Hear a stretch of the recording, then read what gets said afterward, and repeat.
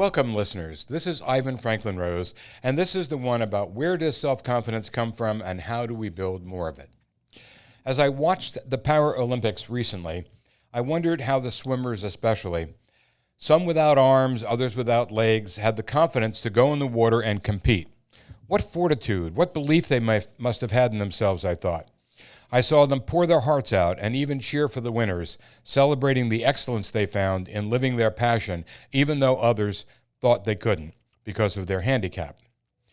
At the recent U.S. Open tennis tournament, in the men's third round, the 28 seed Alexei Popyrin from Australia beat number 2 seed Novak Djokovic from Serbia. The earliest in the tournament any tournament he has ever been defeated. Later, number 53 Karolina Muchova from Czech Republic defeated number 5 Jasmine Paolini from Italy, the favorite, dramatically in straight sets. Also, the number 13 seed Emma Navarro, USA, beat the number 3 seed Coco Gauff, USA, even though most people predicted she would lose. When asked what she thought the secret of that win might be, she told the reporters, "My coach told me to change up my game, and so I did." She said she was uncomfortable in the beginning, but through practice, learned what she had to do to get comfortable with that change, and instilled the belief in herself that she could win. What do we have to do in order to get comfortable with the changes we must make, the small daily victories we must allow ourselves to achieve, building the foundation that leads to more self-confidence and a win? This important episode is an hour long. It is packed with solid ideas and a greater understanding of the entire subject than I have ever covered before. Feel free to listen to it in smaller parts. So, where does confidence come from, and how do you build more of it? In an article published in Nice News on August 17, 2024, by Rebecca Brandes, she says, "For those who yearn to stroll smiling into a party with the certainty they'll make a good impression, or assuredly share their ideas in an important meeting, confidence can be the most coveted of psychological states." But it's also a tricky subject to break down. On the one hand, confidence has been associated with increased mental health and job satisfaction. On the other, there's the Dunning-Kruger effect, a type of cognitive bias in which people believe they are smarter and more capable than they are. Low-ability people do not possess the skills needed to recognize their own incompetence. The combination of poor self-awareness and low cognitive ability leads them to overestimate their capabilities. Kendra Cherry, MSED, in an article in the Verywell Mind published on May 7, 2024, describes cognitive bias this way. It is a systematic error in thinking that occurs when people process and interpret information in their surroundings, influencing their decisions and judgments. The human brain is powerful but subject to limitations. Cognitive biases are often a result of your brain's attempt to simplify information processing. Biases often work as rules of thumb that help you make sense of the world and reach decisions with relative speed. People sometimes confuse cognitive biases with logical fallacies, but the two are not the same. A logical fallacy stems from an error in logical argument, while a cognitive bias is rooted in thought processing errors, often arising from problems with memory, attention, attribution, and other mental mistakes. The basic idea behind the Dunning-Kruger effect is this: if you don't know something, you also might not have the ability to recognize that you don't know it. Suggestions for cultivating more confidence can come with caveats, too. Take power posing, for example, developed by social psychologist and former Harvard professor Amy Cuddy and made popular by her 2012 TED Talk. A kind of physical incarnation of the fake it until you make it mentality, power posing is based on the idea that when we assume certain powerful stances, like hands on your hips a la Wonder Woman, the brain takes a cue from the body, so to speak. However, it frequently seems that as soon as an exciting concept like this gains traction, other research comes along to refute it. Cuddy and her team's small initial experiment proved difficult to replicate, and in 2019, the topic was taken on by Iowa State University researcher Marcus Creed, who reviewed 40 studies on power posing and determined nearly all of the studies were poorly designed and failed to compare power poses to normal poses. Instead, they only compared power poses to contractive ones, such as slouching. Creed says not having a neutral pose for comparison can skew the results. That's because any difference between a power pose and a contractive pose could occur because a contractive pose makes you feel worse rather than an expansive pose making you feel better. And what of those people who seemingly need not concern themselves with power poses or other life hacks of the sort, who's never experienced imposter syndrome, that feeling of being a phony despite having undeniable skills in a certain field, who merely are and always will be confident?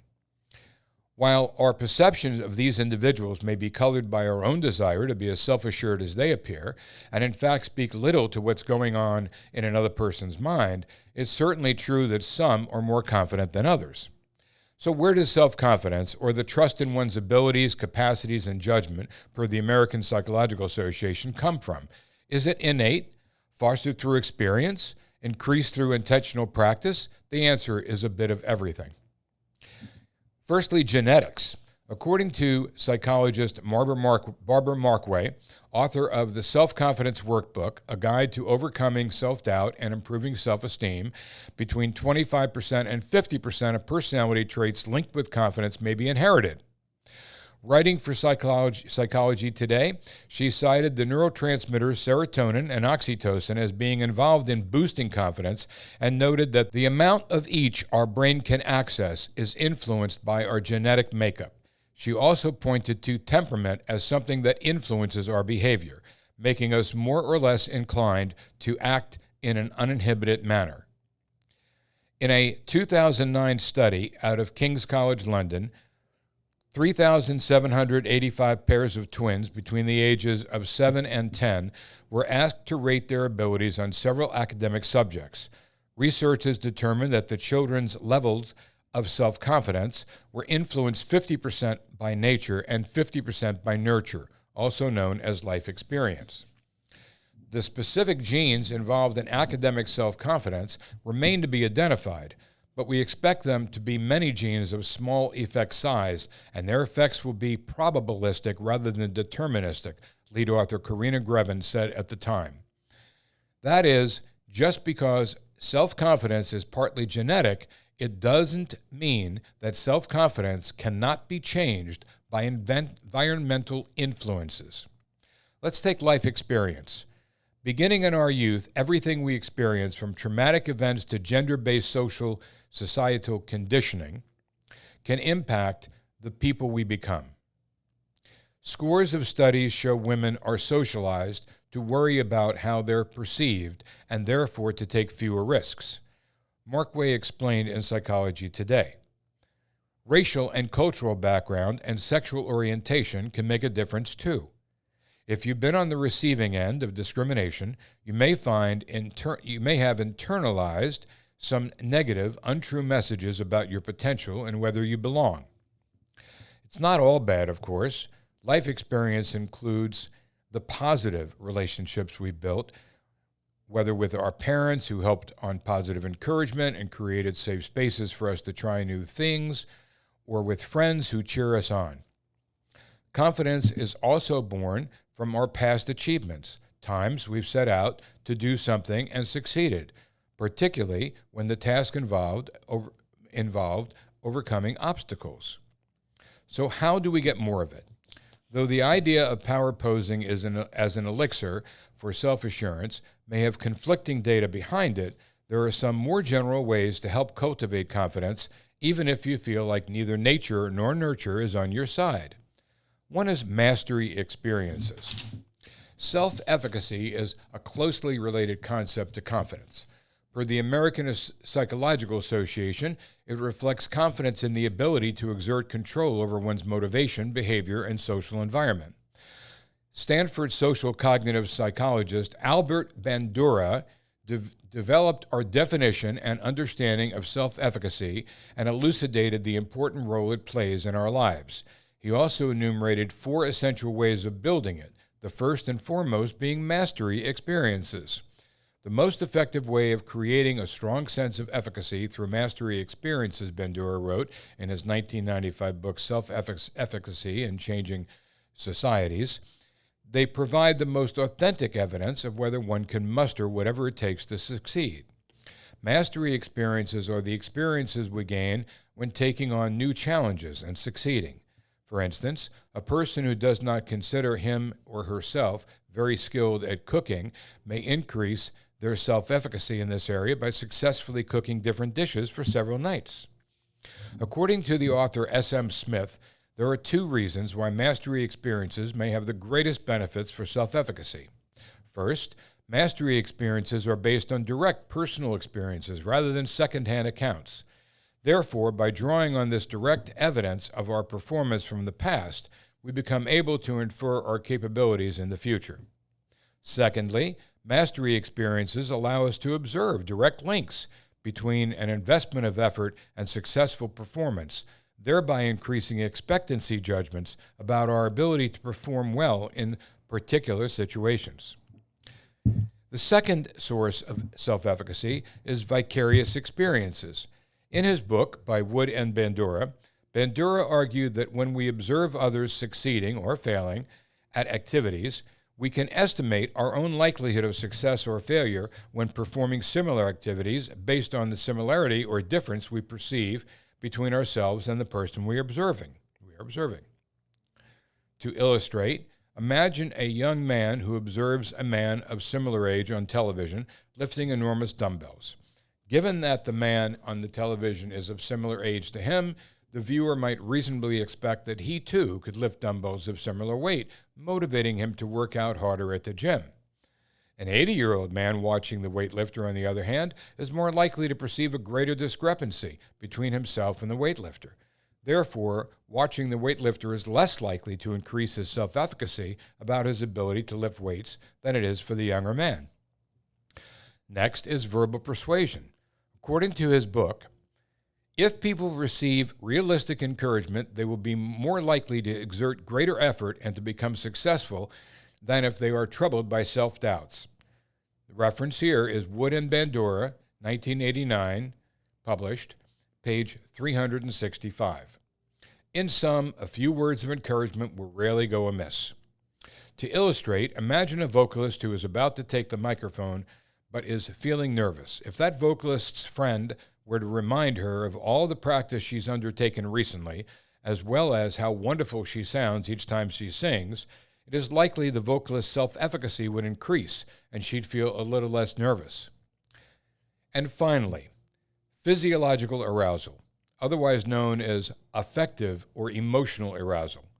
This final driver recognizes the association between fatigue or tiredness and a lack of capacity to perform, according to Bandura. Likewise, unpleasant emotional states like fear, anxiety, and depression can have the global effect of making us feel less competent overall, thereby filtering down to affect our more specific self-efficacy judgments in particular situations, noted in a book written by Conger and Kanungo in 1988. For instance, drawing on an example from research done by Jones, Mace, Bray, McRae, and Stockbridge in 2002, imagine a novice climber preparing to scale a cliff face. A climber experiencing more physiological stress, like weariness or tension, for example, is likely to have less belief in their ability to execute the correct climbing technique than a climber not experiencing physiological stress. Overall, physiological arousal is sometimes argued to be the least powerful driver of self-efficacy, given that it is usually only distally related to our ability to perform. For instance, whether or not we are more tired than usual shouldn't have as significant an impact on our belief about whether we can write a 1,000-word essay in the same way that our previous experiences of writing will. Let's consider 4 strategies that can be used to help increase self-efficacy. 1. Get out of the comfort zone. We're often encouraged to get out of our comfort zones, and for good reason. Leaving one's comfort zone involves trial and error, learning, and the opportunity to engage in new, meaningful pursuits.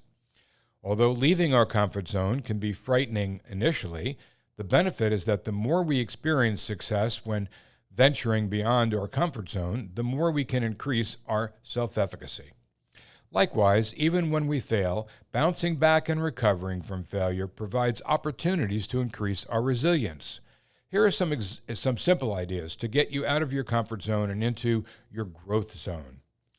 Take a one-day class in a skill you've never tried. Meet someone new at a speed dating event or social event, or even make new friends at a business networking event. Try getting out social support from friends and family, or begin training for an event like a fun run. Go somewhere in the town you've never heard about and never been before.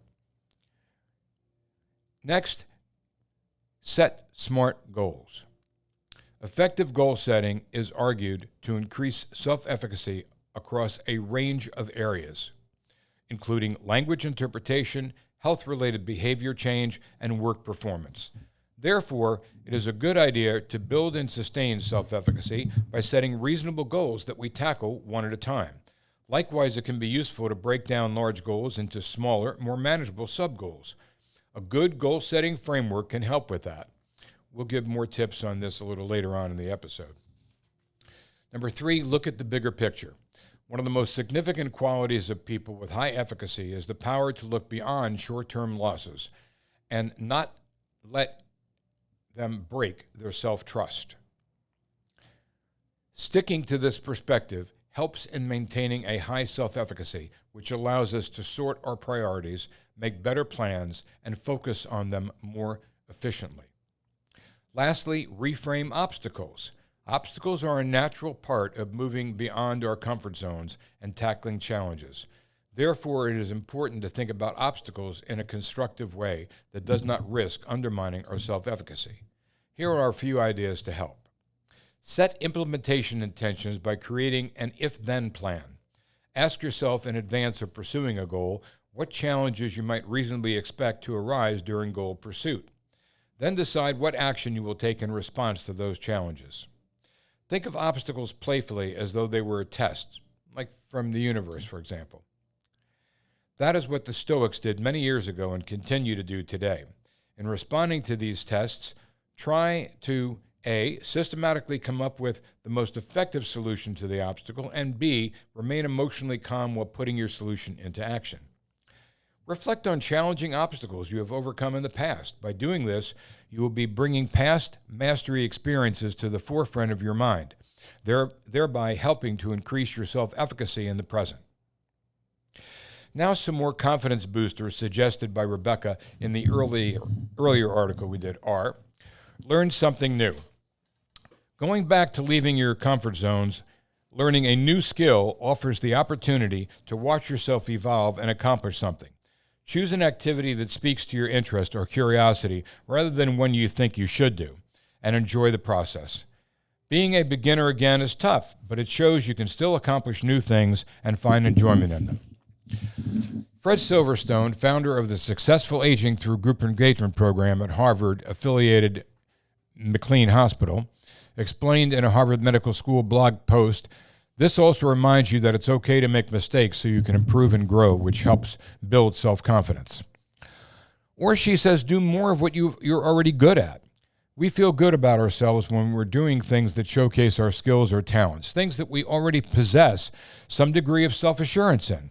So if you're stuck in a daily routine that doesn't involve many of your strengths, it stands to reason that an overall sense of self-confidence may start to evade you.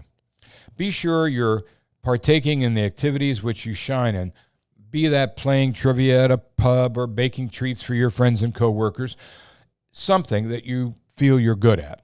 On a larger scale, it may be helpful to take stock of whether or not you're in a job that utilizes your gifts to the highest degree.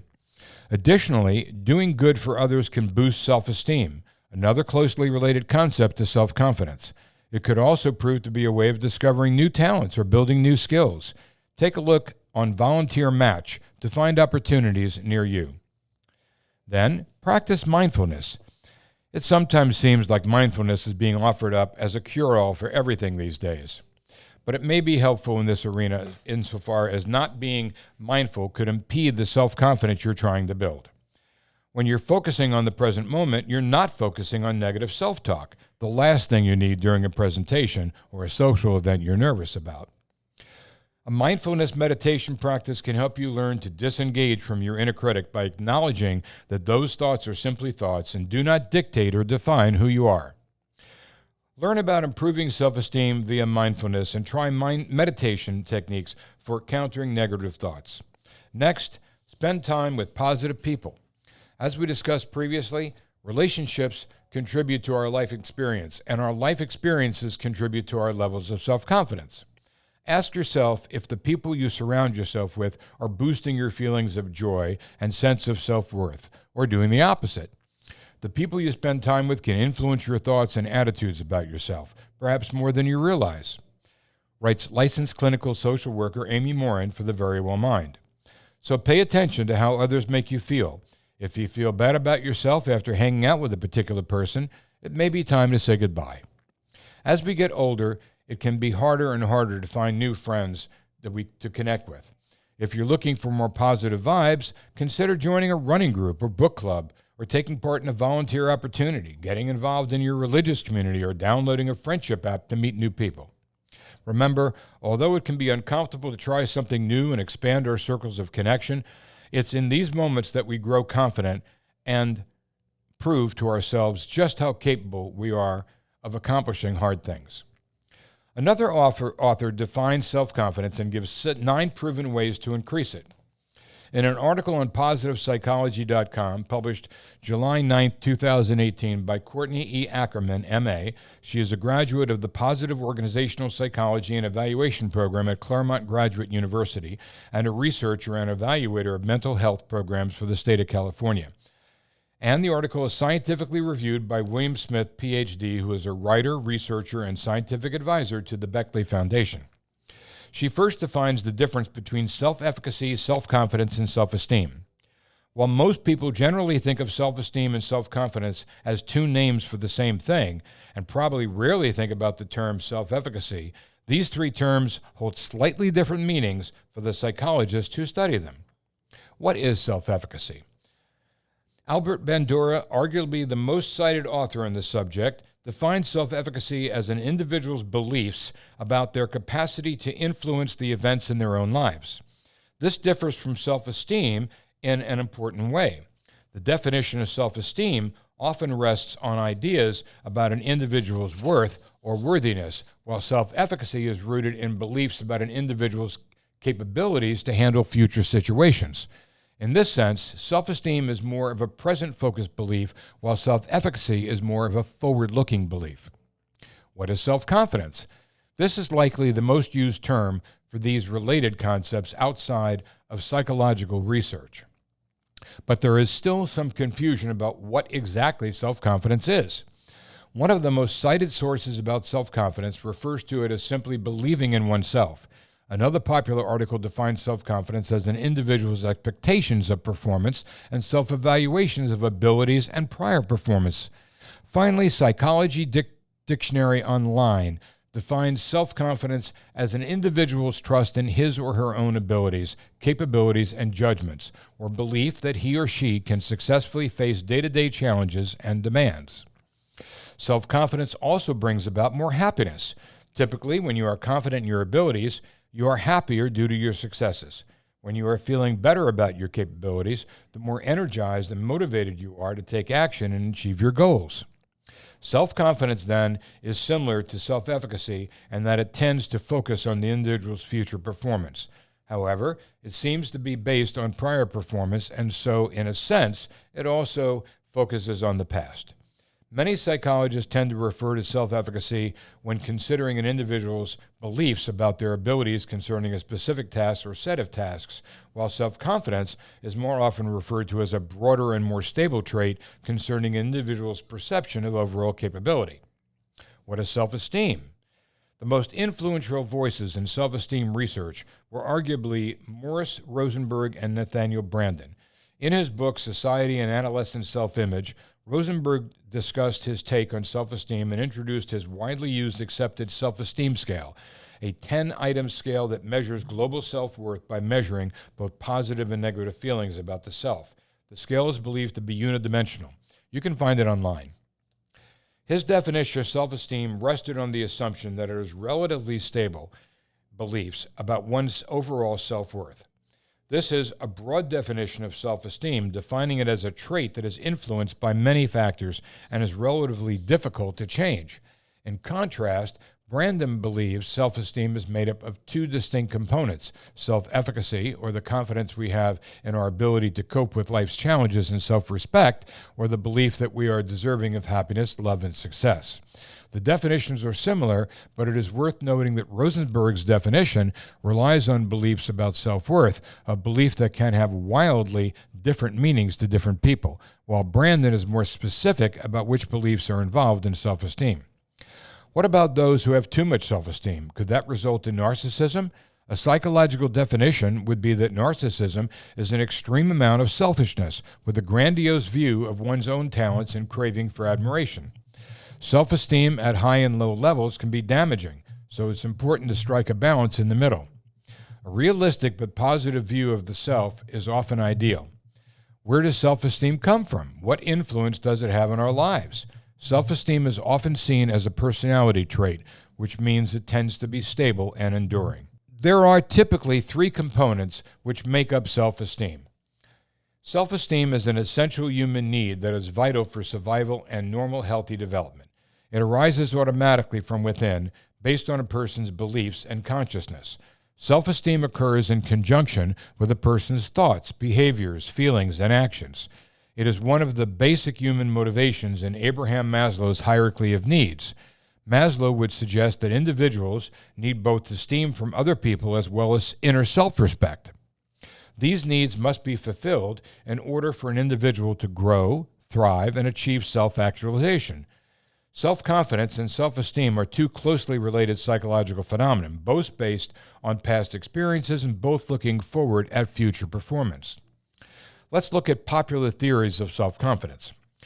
With these definitions in hand, we can take a closer look at common beliefs and popular theories surrounding self-confidence and self-esteem.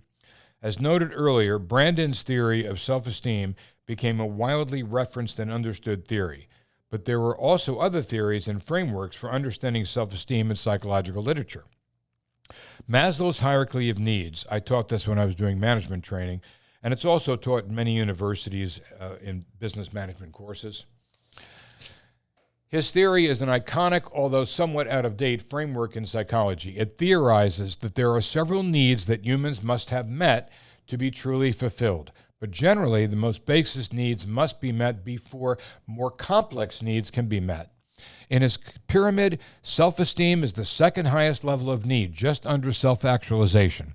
According to Maslow, humans must have their needs of psychological stability, physiological stability, safety, love, and belonging met before they can develop healthy self-esteem. He also noted that there are two kinds of self-esteem, a higher and a lower. The lower self-esteem is derived from respect of others, while the higher self-esteem comes within. This hierarchy is no longer considered as a strict theory of unidirectional growth, but a more general explanation of how basic needs being met allow individuals the freedom and ability to achieve the more complex ones. You can find his pyramid chart of needs online.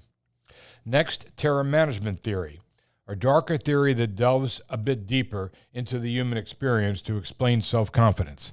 TMT is based on the idea that humans hold great potential for responding with terror to the awareness of their own mortality, and that worldviews that emphasize people's beliefs in their own significance as humans protect them against this terror. TMT posits that self-esteem forms as a way to protect and buffer against anxiety, and subsequently, people strive for self-confidence and react negatively to anyone or anything that can undermine their beliefs in their comforting worldview. Lastly, sociometer theory. Mark Leary, a social psychologist who researches self-esteem in the context of evolutionary psychology, also contributed a theory of self-esteem to the literature. The sociometer theory suggests that self-esteem is an internal gauge of the degree to which one is included versus excluded by others. This theory rests on the conception of self-esteem as an internal individual perception of social acceptance and rejection. There is some strong evidence for the accuracy and applicability of this theory. For example, studies have shown that the outcomes of events on people's self-esteem generally match up with their assumptions about how the same events would cause other people to accept or reject them. Finally, evidence shows that social exclusion based on personal characteristics decreases self-esteem. Next, let's talk about the importance of self-confidence. Regardless of which theory you may personally subscribe to, the outcomes of high self-confidence are generally agreed upon by researchers. A broad review of correlates of self-esteem found that high self-esteem is associated with better health, better social lives, protection against mental disorders, and social problems, healthy coping, and mental well-being as well. Children with high self-confidence perform better at school and later in life, have higher job satisfaction in middle age. Higher levels of self-esteem is strongly linked to predicting higher levels of happiness. High self-confidence that has even been found to increase the chances of survival after serious surgical procedures. As noted earlier, there have been thousands of papers published on self-confidence or self-esteem, and many of these papers connect self-confidence with success in life. Some studies show a strong relationship between self-confidence and positive mental health. For example, Atherton et al. 2016, Clark and Guru 2014, Glopin, David Ferndon, and Bates 2010, Skenderis 2015, Stankov 2013, Stankov and Lee 2014, just some references on this subject. The success of individuals with high self-esteem lies in these 6 attributes. 1, a greater sense of self-worth. 2, greater enjoyment in life and in activities. 3, freedom from self-doubt. 4, freedom from fear and anxiety, freedom from social anxiety, and less stress. 5, more energy and motivation to act. And 6, more enjoyable time interacting with other people at social gatherings. When you are relaxed and confident, others will feel at ease around you. Let's look at 9 lessons for practicing self-confidence. Martin Seligman, known as the father of positive psychology, reminds us that a positive self-image by itself does not produce anything. A sustainable sense of security in oneself arises from positive and productive behavior, he says in his book. This is not to say that feeling secure and trusting in yourself is not important for well-being.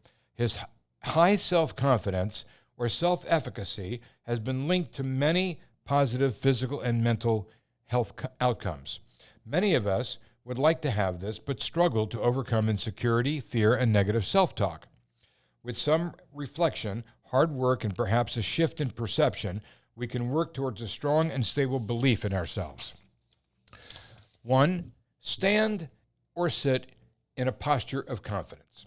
Harvard psychologist Amy Cuddy and others have studied the positive effects of confident body postures on our hormones. Look for the sensations of confidence and practice feeling them more in your body. Feel your feet on the ground. Keep your body relaxed and open. Think regal. However, as we mentioned in the beginning of this episode, posture alone will not bring the desired result. However, posture does send messages to the brain and might help change the way you feel. 2, practice presence. The previous author I quoted mentioned this as well. Mindfulness is proven to have significant benefits for your physical and psychological well-being. You can practice mindfulness anytime, anywhere. You can give it a try right now by following these steps. Become aware of your awareness. That is, begin to observe yourself and your surroundings. Start with your body sensations, feeling your feet and legs, your belly and your chest, your arms, neck, and head. Notice your breath flowing in and out, the many sensations that you are experiencing. Let your eyes notice what is in your visual field, your ears, what they are hearing.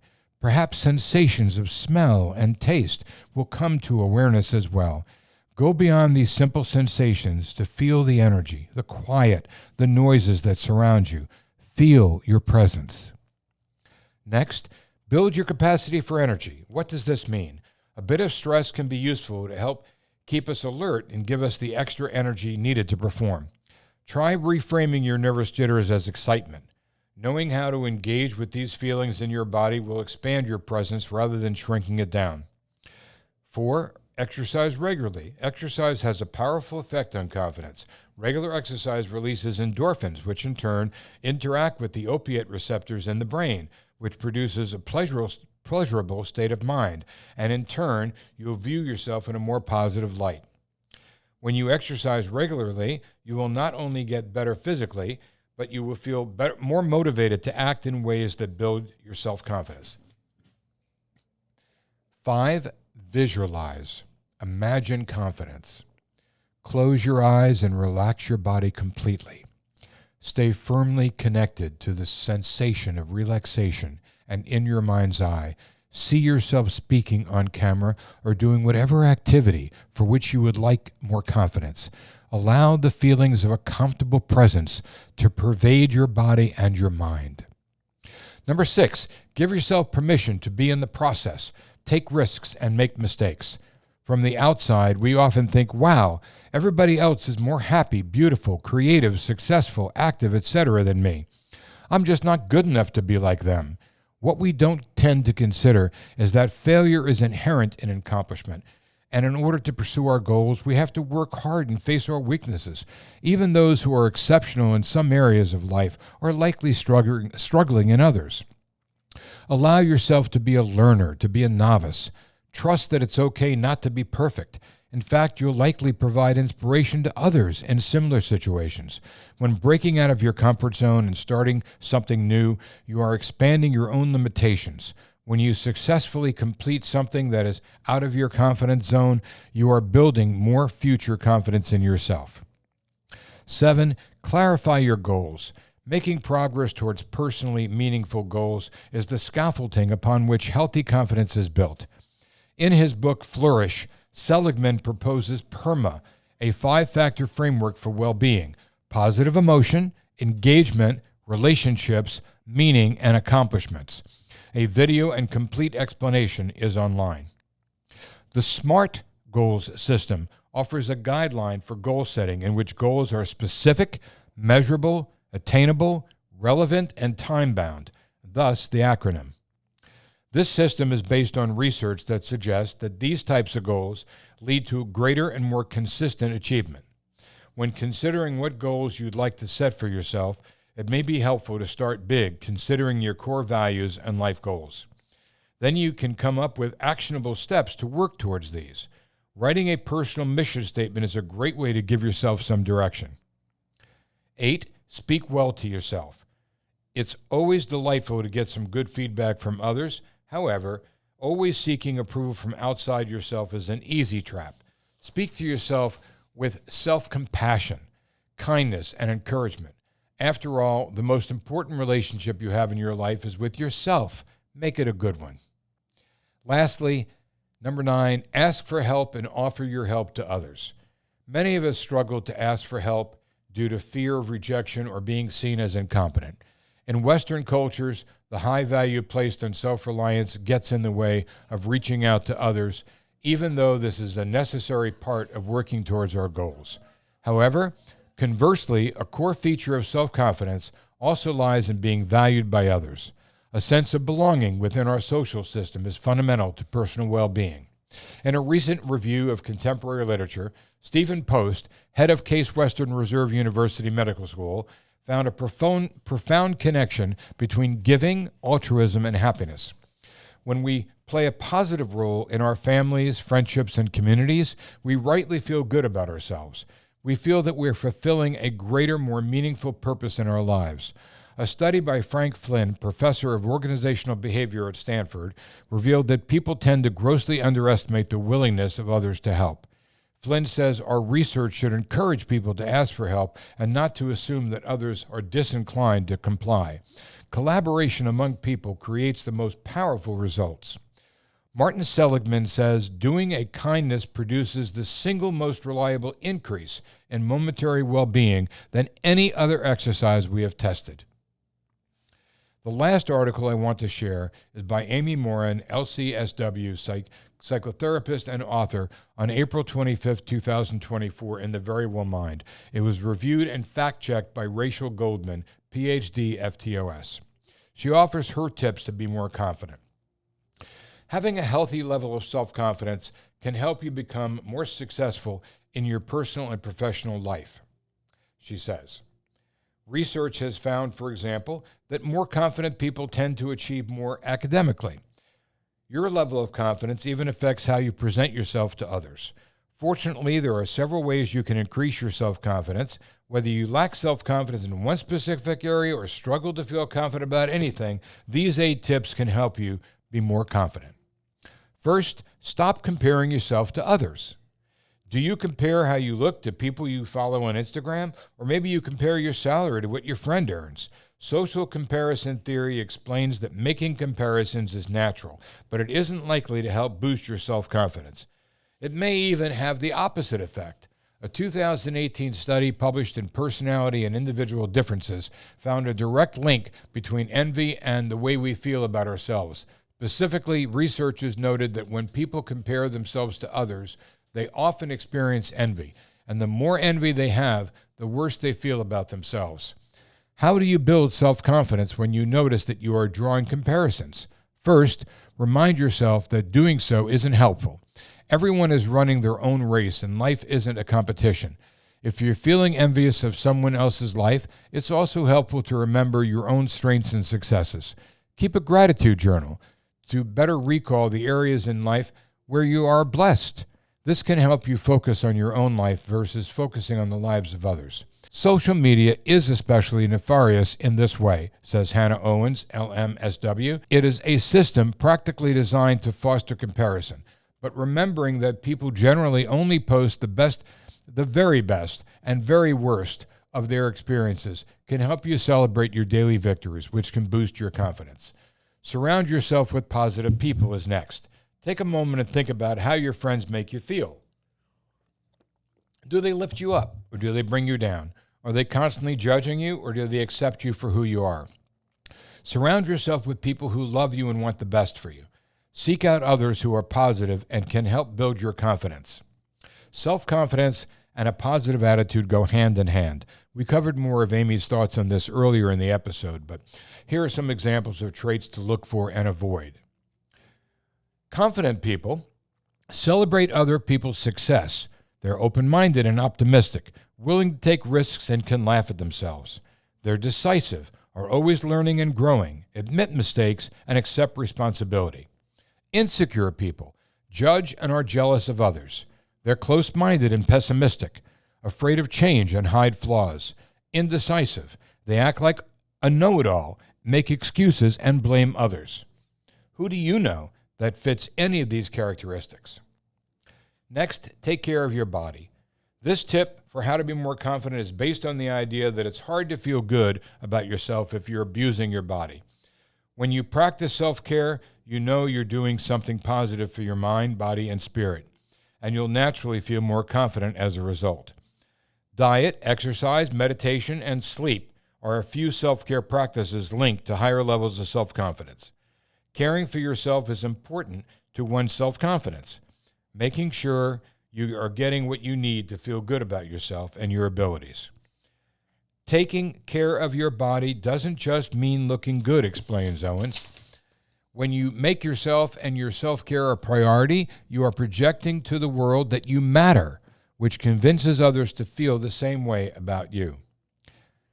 Next, be kind to yourself. Self-compassion involves treating yourself with kindness when you make a mistake, fail, or experience a setback. It allows you to become more emotionally flexible and helps you better navigate challenging emotions, enhancing your connection to yourself and others. Self-confidence makes you feel better about your abilities, while self-compassion encourages you to acknowledge your flaws and limitations. And once you acknowledge and accept your flaws, you are more likely to view them objectively and realistically. This in turn can lead to positive changes in your life. A 2015 study connects self-compassion with self-confidence. So the next time you're in a challenging situation, recognize that being imperfect or falling short at times is part of being human. Do your best to navigate these experiences with compassion towards yourself. According to Dr. Kristen Neff, a psychology professor at the University of Texas, self-compassion involves treating yourself just like you would treat your friends or family members, even when they fail or screw up. Next, practice positive self-talk. Negative self-talk can limit your abilities and lessen your self-confidence by convincing your subconscious that you can't handle something, or that it's too hard, or that you shouldn't even try. Self-talk that is optimistic, on the other hand, can foster self-compassion and help you overcome self-doubt and take on new challenges. See episode 24 that I did for an in-depth discussion on negative and positive self-talk. The next time you begin to think that you have no business speaking up at a meeting or that you're too out of shape to work out, remind yourself that your thoughts aren't always accurate. Then find a way to turn those thoughts around into more positive self-talk.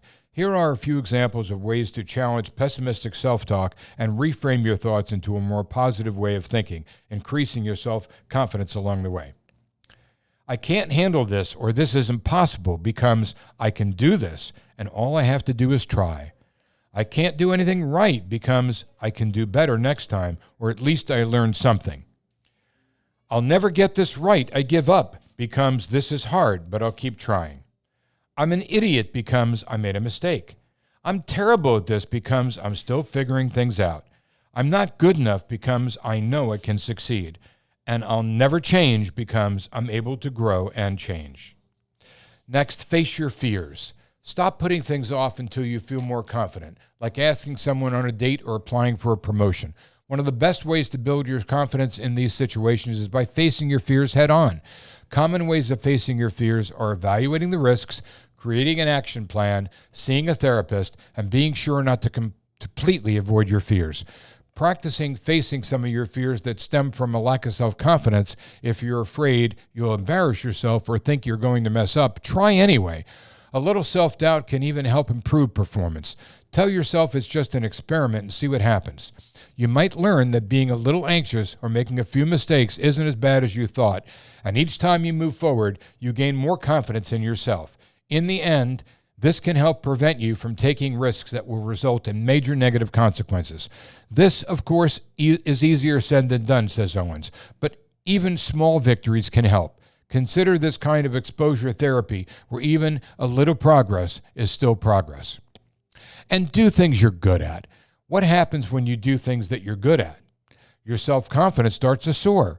Your strengths become even stronger, which helps improve your belief in yourself. Taking this approach also has another benefit. It can increase how satisfied you are with your life. One study found that believing in your ability to build on your personal strengths is moderately related to life satisfaction levels. This starts with identifying what those strengths are, and then work to make them stronger by engaging with them regularly. If you're good at a certain sport, for instance, make it a point to train or play at least once a week. If you're good at a particular task at work, try to do that task more often. Building on your strengths can also help you build on your self-confidence. Lastly, know when to say no. While doing things you're good at can give your self-confidence a boost, it's equally important to recognize situations that can cause your confidence to plummet. Maybe you find that every time you participate in a certain activity, you feel worse about yourself instead of better. Saying no to activities that tend to zap your self-confidence is okay. Certainly, you don't want to avoid doing anything that makes you feel uncomfortable, because discomfort is often part of the personal growth process. At the same time, there's nothing wrong with knowing your boundaries and sticking to them. Setting social and emotional boundaries enables you to feel safer psychologically. It can also help you feel more in control. Self-confidence is, in part, feeling like you have control over your life. Boundaries can help establish this feeling of control. The next time someone suggests doing something that you know will lower your self-confidence, respectfully decline. You don't have to avoid the activity forever either. Once you learn how to be more confident, you can feel stronger and strong enough to try it again without hurting the confidence you have in yourself. Being more confident has a lot of benefits. Being confident in yourself just feels good. That said, having confidence can also bring many additional benefits at home, at work, and within your relationships. Here's a look at the few of the positive effects of learning how to be more confident. Better performance. Rather than waste time and energy worrying that you aren't good enough. You can devote your energy to your efforts. Ultimately, you perform better when you have more self-confidence. Healthier relationships. Having self-confidence not only impacts how you feel about yourself, but it helps you better understand and love others. It also gives you the strength to walk away from a relationship if you're not getting what you want or deserve. Openness to try new things. When you believe in yourself, you're more willing to try new things. Whether you apply for a promotion or sign up for a cooking class, putting yourself out there is a lot easier when you have confidence in yourself and your abilities. And lastly, resilience. Believing in yourself can enhance your resilience or ability to bounce back from any challenges or adversities you face in life. Keep in mind, everyone struggles with confidence and confidence issues at one time or another. Fortunately, there are several things that you can do to boost self-confidence. In many cases, learning how to act confident can actually help you feel more confident. This is similar to the adage that the physical act of smiling can trick your brain into feeling happier, says Owens. If you exude confidence, even when you don't feel that way, others will treat you differently, which will boost your confidence, and thus the cycle continues. In psychology, we use the term self-efficacy to describe the belief that we can achieve the things we set out to achieve. When it comes to behavior change, a person's desire to change and a person's ability to change are both important, but a person's belief in their ability to change is critical, says Natalie Christine Datillo, PhD, clinical psychologist and wellness expert. When it comes to making desired change, she adds that a person's expectations of success is a much better predictor than their effort. Doubt in our ability to change can inadvertently undermine our motivation and effort, she says. Chloe Carmichael, PhD, licensed clinical psychologist and author of Nervous Energy, Harness the Power of Your Anxiety, agrees. She says, when you believe that something is within your control, you are more motivated to take steps to change and manage it. However, if you believe only external factors influence your outcomes, then you are not motivated. I hope this episode has given you a better idea of what self-confidence is and how it can enhance your lives, and some tools to build more of it. It was a lot to absorb. Feel free to break it up in parts and go back again and go over the more important parts. Until next time, wake up each day with a smile. Try starting your day with confidence that your day is going to be a good one. And until next time, listeners, goodbye.